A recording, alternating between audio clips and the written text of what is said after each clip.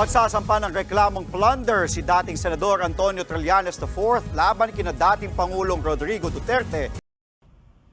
So yun, nagsampa na yun si Trillanes ni napanood natin sa balita na nagsampa ng plunder kanila Presidente, ex-President Duterte saka ni Senador Bongo. So mga kabayan, panoorin natin mga kabayan yung kay Trillanes dahil lang sa kanila. At Senator Bongo ngayong araw. Ayon kay Trillanes, kaugnay ito ng umano'y korupsyon sa mahigit 6 na bilyong pisong infrastructure projects noong mayor pa ng Davao City si Duterte.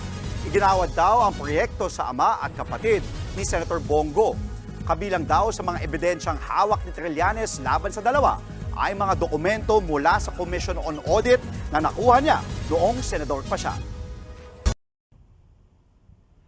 So yun mga kabayan, nagsampa na yun si Senador Trillanes kay kanila Duterte, ni dating presidente natin, saka ni Senador Bongo. So, siguro may nakikita siguro na ganyan na may mga hindi natin masabi kasi hindi naman siguro magsasampa yun kung walang nakikita o pag ibig sabihin yung naglagay ka lang ng parang pinagsiraan mo lang, siguro may nakikita din sila, pero sa akin naman yung Diyos lang bahala kasi lahat namang tinatago talaga may bibutyag naman. So para sa atin, tayong mga botante ngayon na eleksyon, tingnan natin kung sinong mayos. Akong supporters kay dating presidente ni Rodrigo Duterte, dating Duterte din tayo kasi gusto ko rin yung pamamalakad niya dati, lalo na yun sa mga drug wars. Yung mali lang doon, yung maraming napatay na mayroong iba siguro mga walang kasalanan, ganyan. Pero para sa akin maganda yung dati kasi dati parang tahimik yung lugar.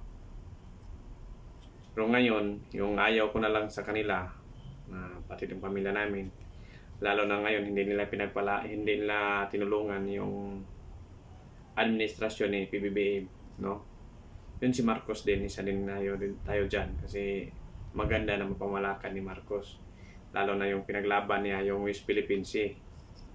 Tapos yung mga Duterte parang wala lang sila, parang tahimik lang, lalo na yung Vice President na walang suporta sa mahal nating Pangulo, kaya ayaw na rin namin dito sa iba, taga Cebu, iwan ko rin din sa iba, pero dito yung iba taga Cebu, ayaw na rin namin yan kasi parang pangit na rin, parang atin na nga, paano nakatayo kung sila pang mananalo ulit sa eleksyon? Baka magawin na lang tayo ng alipin, di ba? Kaya dapat tinulungan nila yung kasi yung administrasyon ni PBBM, kasi para naman yun sa kapakanan ng Pilipinas. Hindi naman yun sa ibang bansa, di ba? Kasi atin naman talagang soberanya na yun.